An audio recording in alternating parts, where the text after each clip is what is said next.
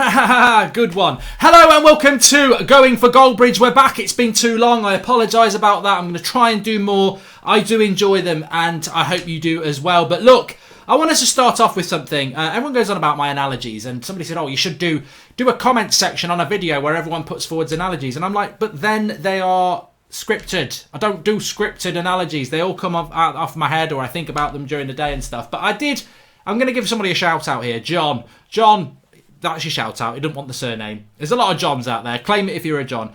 And he said, there's nothing more frustrating than watching porn on public transport. And I got thinking, I thought there's layers to this. There are layers to this, and it's a very good one. So if you can think of one better than John, whack it into the comments about frustration and we can all have a laugh. But this is very true. You could, I'm not going to add the other bit to it, but basically, if you like porn, don't lie. Everybody watches it. Even the people who are trying to be prim and proper going, oh, he's disgusted, he's talking about porn again. Like you've never bloody watched it. Like you've never farted in a lift.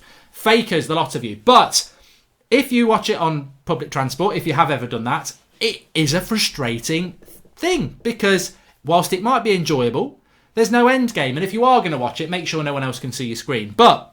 And if you do anything about it while you're on public transport, you're going to get locked up. You can't be doing that sort of filth on public transport. So, good one to start off with. I want to talk about the Joker today, and I'm just going to blitz through the live comments because Alex I'm just going to call him Alex at the one Tepelli. Why do people have shit Twitter names? Like, I'm sorry, but why do people have shit Twitter names? I mean, are they running out of names now? You get things like at the B 124576 Z 212. Crap. I can't read that out. But what's the best film you've ever seen in the cinema? I'm unmoved on this. It's definitely Free Willy 3, which I actually thought was something else. I thought it was porn, but it ended up being about a big dolphin thing. But no, seriously, Gladiator. I went into that film because when the Gladiator came out, it must have been around the late 90s, maybe the early noughties, and we didn't really have phones and shit then, so the expectation wasn't there for it. So you went into a film in them days thinking, oh, that sounds good, and I came out of it and I wanted to be a Roman gladiator. I would have been rubbish. I'd have been the one who wheezes himself and gets his head chopped off very quickly. But I came out of that film very, very impactful. The music, the film, brilliant. Which leads me nicely onto the Joker. I want to talk about that. Mark Goldbridge versus the Joker is the title of the video, because what a film. What a film! She had a huge ass! Al Pacino. But, what a film. What an actor. Brilliant film. Absolutely brilliant. I know people have complained about it, but I think that it highlights mental health in such a way that was very impactful for me and many people. The violence, the controversy. Well, look, it's a bit like I finished watching Top Boy a couple of weeks ago, and I watched it on Netflix. I watched the first 3 episodes, and then Flex said to me, you do realise there's 2 seasons before that were on Channel 4. They are currently on Netflix. So I went back and watched all of them, and then I finished the series. What a brilliant series it is. I suggest you watch it. And when I worked in policing in Birmingham, that's what it was like. There is a gang culture. That is what it's like. And obviously there's unrealistic bits in there about maybe the access to guns and shooting people up on the streets. It does happen, but maybe not as prevalent as that. But that's poetic license. That's creativity, isn't it, in a series? But very impactful. And people start moaning about the bloody violence. Oh, it's going to cause more knife crime. It's already happening. So open people's eyes to this. Yeah, snowflake society. Oh, we don't want to see that. But it's bloody happening. And bringing it back to the Joker, that is mental health. There's many layers to mental health. I've said this before. If you wake up on a Tuesday morning and you're feeling a bit down and you don't know why, that's mental health. People think, oh, mental health's just for people who are out there, throwing themselves in front of buses and, depressed and things like that. Horrible things. But it's not. Mental health is just layers. It's like any sort of... If you feel down and you don't know why, or depression or anything like that, I believe every person will suffer with some level of it. And the brilliance of the Joker for me was that it was massively impactful in relation to the descending of a normal life into this, character that we know from Batman films for years and years. I thought it was brilliant. And a creative mind again. A creative mind, I think I've mentioned this before, a creative mind is a very dangerous thing. And as somebody myself, I deem myself to be creative. Whether you think I'm crap or not, I think I have to say I'm a creator, because I spend hours and hours, a lot of the time on my own, communicating with you, thinking of things to say when I'm playing FIFA, when I'm doing this now. It's a creative mind. You can just go live and do it, but you have to have a path. There always has to be a pathway. And the bad thing about creativity is, whether you're a story writer, a songwriter, whatever, is that because your mind is so expansive into positive creations, you are also open to going into the bad side of creation. So, sometimes, comedians, depressions, whatever, thinking about the Joker. The reality is, it's very easy to slip into depression if you are a creator, because if your mind can create beauty, it can also create depression and dark very, very easily. And I, I've seen that myself. I think, sometimes I can think of a really good idea, but then in a bad mood, I can think of something that's like really, really quite depressing, and a scenario like that, and that's just how it works. So I think opening it up to mental health like that, brilliant. The more people understand that, the better. And also, what I liked about the Joker as well is, which I could relate to, is this need to prove yourself, and this need to stand up to injustice. And that's great, because the brilliant thing is, this is not Batman. It's not the everybody loves a good guy or good woman. Well, I love a good woman. My wife, obviously, not women, plural, woman. But don't want to go down that road. But yeah, it's Batman, it's Superman, it's Iron Man, it's bloody Jedward, whatever. Good people. Oh yeah, they're great. I've always found it interesting, the bad guy. If you think about Jaime Lannister in Game of Thrones, very evil at the start, journey to goodness, and it makes him a good character. With the Joker, I think a lot of his movement into evil comes from the fact that he feels an injustice. He feels like he's got a point to prove, and he feels that people are mocking him, and he finally fights back against that. Now, obviously, it's a flawed logic, because I'm not going to give spoilers away, but it's a flawed logic because he ends up being, as we know, it's not a spoiler, the Joker is a bad character in the world of Batman.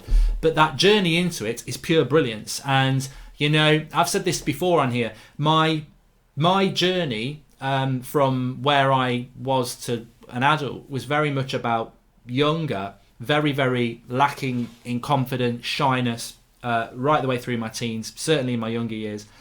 But an absolute frustration in there, because when you know shyness, and if you don't know the word shy, it's like lacking confidence, maybe go red in public a lot. You don't want to interact with people because you're just very, very nervous. That's what shyness is. But it doesn't mean it does define you, because it stops you doing things, but it doesn't mean that that's you. I mean, the person I am today is the person I was when I was younger. I just couldn't get past that barrier of shyness for a long time, and I had to work at that, which I've mentioned before. But the real character of me, because of the family upbringing and because of the things that went on, is that if you have trauma in your life as a kid, and God, I am not going down the route of some of the things that some kids go through. So, if you are a victim of that, I can only sympathise with that, because some kids, even from when I was in police and that, some of the shit they get put through as kids, it really angers me. But there was events in my childhood that certainly made me feel like I was never good enough, and I had a point to prove.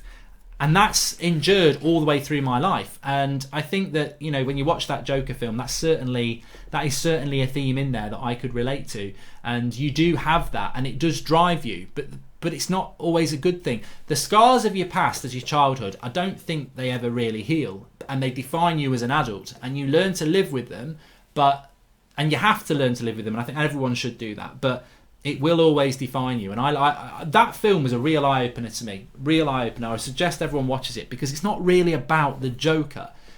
Any good film is about the message underneath it. And like I said, Gladiator wasn't just about a man with a bloody wearing sandals and a bloody thong and fighting with a sword. It was far, far deeper than that. So I thought it was absolutely fantastic, and it really is an eye-opener in relation to mental health. And I think that, we all like to look at the dark side of life, don't we, as well? And it's an intriguing place. I think it's a far more intriguing place than the light sometimes, the good and the bad. The bad is never. There's always a grey area in between. Good people are never totally good, and bad people are never totally bad. There's reasons for it, and it's an interesting world, isn't it? Anyway, let's do some comments. Thoughts on Ollie gone? No, I don't want to talk about Solskjaer. That's depressing. why do people ask about football? KSI or Logan to win the fight? I couldn't give a shit. I really could not give a shit. It doesn't appeal to me. It doesn't appeal to me. But what I would say is stunning, absolutely stunning how popular that is. And look, you know what? Fair play to them. What I would say about KSI versus Logan Jim, or whatever his name is it Logan Paul? Logan Paul, that's it. Logan Jim. They're going to make a lot of money. I've got no interest in it. It just doesn't interest me. I know it interests a lot of other people. But a year ago, I could have made a lot of money. There was a lot of money on the table to sort of push this fight between me and DT.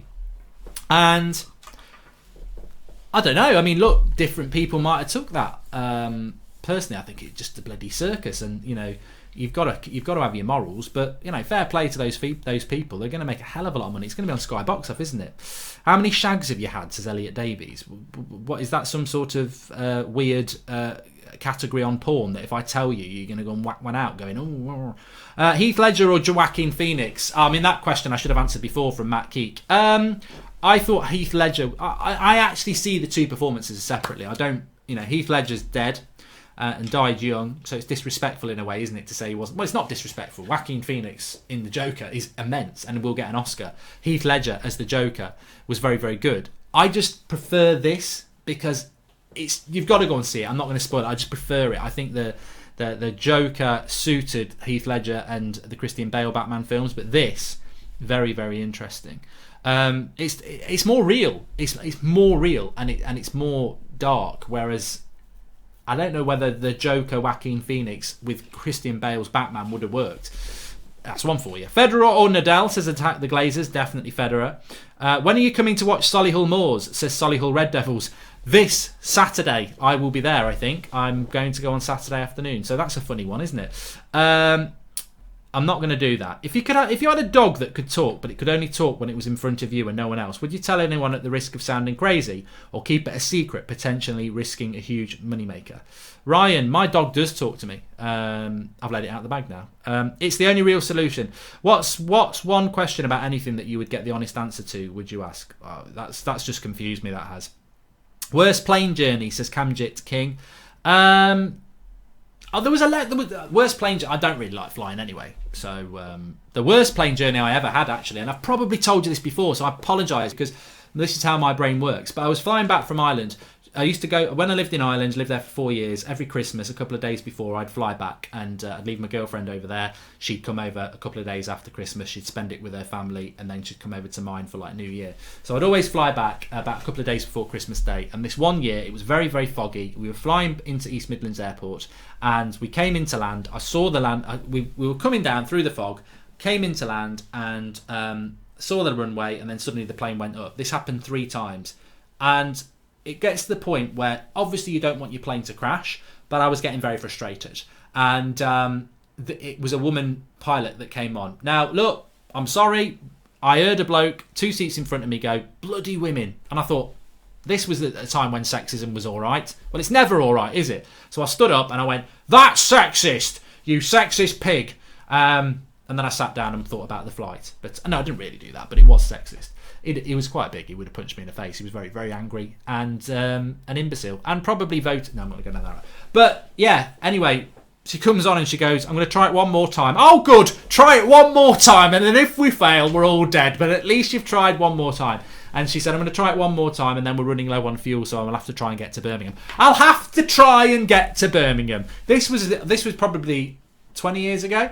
So, yeah. She failed. We went to Birmingham, and on the way she said, hopefully the fog won't be that bad. And you're thinking on the way to Birmingham, right, you're running out of fuel to lap round East Midlands. You're going to Birmingham, which isn't that far away from East Midlands, but you're not going to have a lot of fuel to lap round if this goes wrong. Anyway, we landed in Birmingham. But yeah, that was the worst plane flight I've ever had. There was also a question about what is your... God, there's somebody on my Twitter who's actually called me a nonce. Like, that is... Oh my God, mate. God, that is so 18 months ago. Get some better material. You didn't even get any likes. Right, what did you think of the Joker? I've done that. What was your worst... I want a lot of people to get in the comments about this. What was your worst lesson at school? So, anyone who watches Going for Goldbridge will remember the story I told you about the injustice I had in RE, where I knew somebody was cheating. These girls were cheating, and I crawled under the desk, came up between the legs of this girl with the answers on her lap because I knew that's where I was. Stood up and went justice, and the teacher was outraged because I'd come up between the girl's legs from the desk. Nothing like that. I was seeking justice for cheats. And I got into trouble. They got away with it, and I had to stand on a bloody chair. So I didn't like RE after that. And I found that the Bible was full of inconsistencies. But no, seriously, I didn't like RE. I do quite like religious stories, but and not just the Bible. There are other good books, but.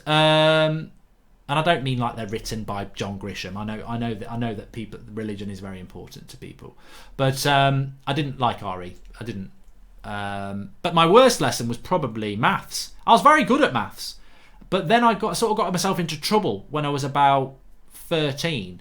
We sat next to the window with these curtains, and we came in for like year 3 or whatever it was, and we always used to mess about. And these curtains were there, and I got this pen. And I thought it was one of those. Remember them fountain pens you could buy, where you came with a white bloody pen as well, so you could write it and it rubbed it out.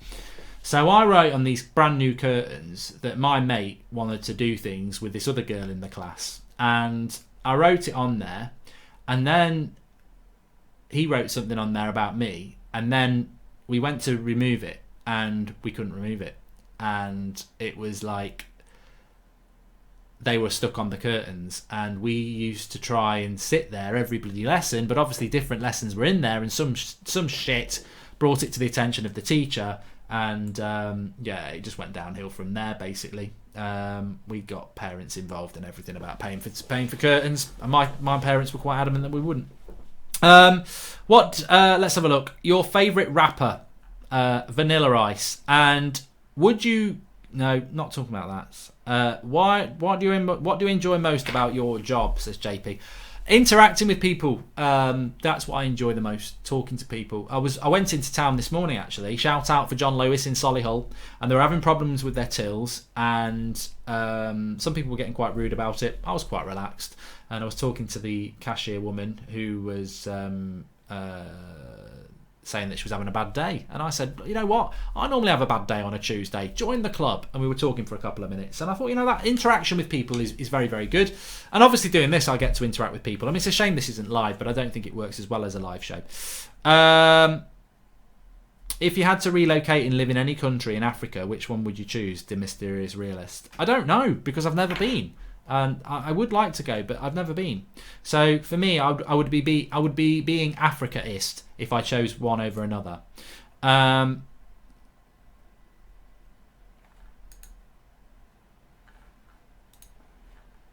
Gould89 has quoted me a tweet from some minor celeb who sort of tried to goad me into reacting to them on Twitter. I don't do that. I'd rather reply to somebody who's a small account who actually follows me than try, when you get quote tweeted by a clout chaser, I don't give them the satisfaction, because that's what they want. They want, and it sounds very arrogant, but it's actually not. There is a thing going on in social media at the moment where people want to clout chase because they don't want to put the graft in. I've been doing this for 5 years. I've got 130,000 followers on Twitter. It's taken 5 years to get to that through consistent interaction, people liking what I say, people disliking what I say, but being consistent. And then you get people who suddenly decide, oh, I want to be famous because this, that, or the other reason. So they try and ridicule you. And there's just no. What do I get out of that? What do I get out with that other than giving them an opportunity to abuse me to try and get followers? It's like go. You know what? I've said this before. Climb your own bloody ladder. Do your own journey, because it's bloody hard. It's really hard. And I'm not getting into social media arguments with knobheads, to be honest with you. So that's why I don't reply to people. Not because I can't put them in their place, but because I can't be arsed. I'm not interested in that. It doesn't really bother me, and I don't need to get involved in that. I replied to Gary Neville. He's never replied to me once, and most of the time it's a good point. But he probably has the same thing. I don't want to give up getting into something that I might end up looking stupid with. Have you ever done a poo without doing a wee? Says Sam Mitchell. Impossible. Must be an impossibility. And if you were given 100k right now and told you have 1 hour to spend it, what would you spend it? I'd just give it all to charity. That's what I would do.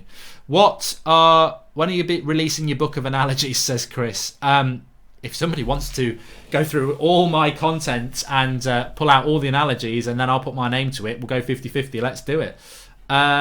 Top 5 bucket list things you'd like to do in your lifetime. Joe, I've got so many things I need to do. And Scorsese or Christopher Nolan, both very good directors.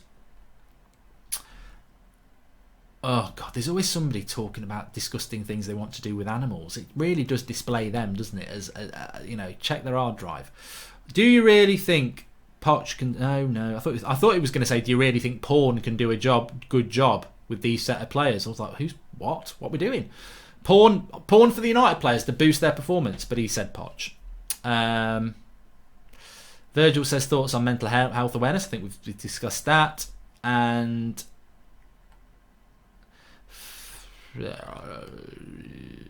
David Brent or Michael Scott, both very good personas. Very, very, very, very funny. Very, very, very funny.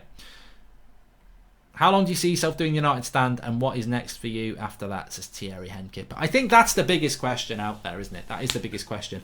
I do want to do more things. I love doing this, but time takes on so much. There's so many things to do. And you think about That's Football, the FIFA stuff, United stand, fucking admin. I hate all the admin stuff. So it is very time consuming. There's always things going on.